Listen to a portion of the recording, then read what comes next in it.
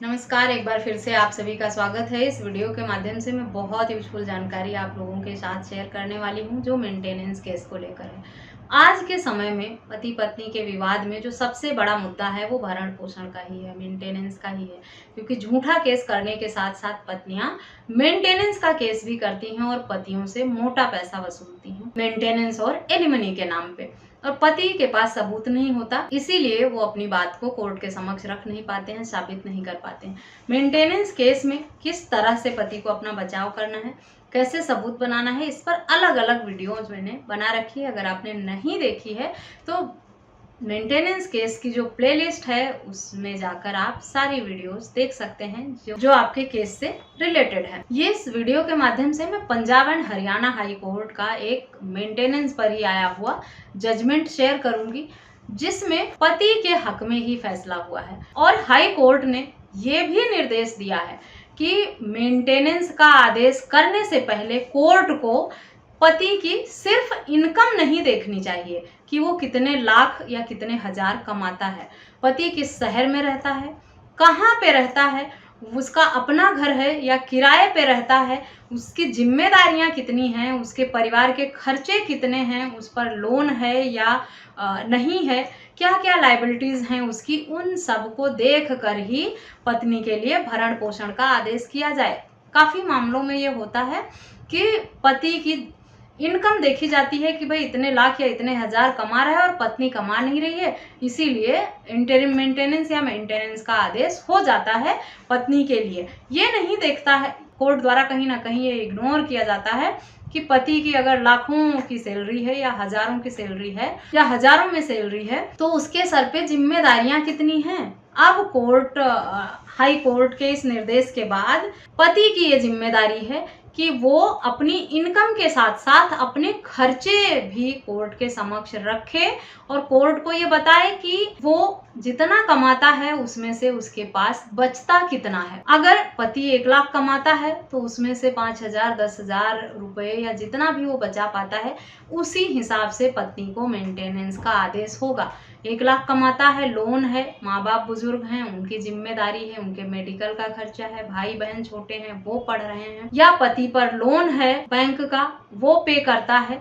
इस तरह के बहुत खर्चे होते हैं पति के। अगर किराए के मकान में रहता है तो किराया भी भरता है पति, गाड़ी लोन पे लेते हैं या घर लेते हैं लोन पे, तो ये सारी ईएमआई जाती हैं। तो पति लाखों में कमाता तो है लेकिन बचता उसके पास कुछ हजार रुपए ही हैं हाथ में, और पत्नियां वही लाखों की इनकम बताकर पति से भरण पोषण मांग लेती हैं और कई बार कोर्ट का आदेश हो भी जाता है इस तरह की मांग पर।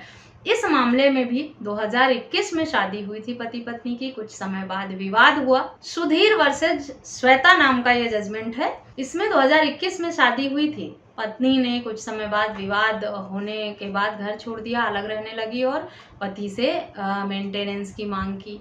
पत्नी का कहना था कि पति से 75,000 उसे भरण पोषण के रूप में दिलाया जाए, लेकिन और कोर्ट से 60,000 रुपए मेंटेनेंस का आदेश हो भी गया। उसके बाद पति अपील में गया हाई कोर्ट ने सारी बातों को देखा, सारे तर्कों को देखते हुए पति को जो 60,000 मेंटेनेंस का आदेश हुआ था उसे 30,000 कर दिया। संबंधित मामले में इस शादी से कोई बच्चा नहीं था, इसीलिए बच्चे की कोई जिम्मेदारी नहीं थी, सिर्फ पत्नी को ही भरण पोषण का आदेश होना था। पत्नी को जो 60,000 का मेंटेनेंस हुआ था उसे हाई कोर्ट ने 30,000 कर दिया, आधा कर दिया, और पति को 50% मेंटेनेंस में राहत मिल गई। पति ने इसी आधार पर अपील की थी कि उसकी जो इनकम है उसमें उसकी जिम्मेदारियां खर्चे इतने हैं, उसके पास बचता जो पैसा है वो बताया था पति ने, और उन्हीं सारे तर्कों को देखते हुए हाई कोर्ट ने इस तरह से 50% मेंटेनेंस का आदेश जो था वो कर दिया। साथ ही ये निर्देश दिया कि कोर्ट को पति के इनकम के साथ साथ उसके खर्चे को भी ध्यान में रखते हुए फैसला करना चाहिए। ये फैसला अभी 2024 का ही है, अप्रैल 2024 में ही आया हुआ फैसला है, हाल ही का फैसला है। पति लोग इस बात का ध्यान रखें, पत्नियां जब उनकी हाई इनकम बताकर मेंटेनेंस मांगे तो वो अपने खर्चे को हाईलाइट जरूर करें कि उनकी इनकम इतनी जरूर है लेकिन उनके खर्चे इतने हैं, उसमें से उनके हाथ में क्या बचता है। साथ ही पत्नी अगर पहले कमाती थी या ज़्यादा पढ़ी लिखी है तो इस बात का हवाला भी ज़रूर दें, तो मेंटेनेंस देने से बच जाते हैं पति लोग काफ़ी हद तक।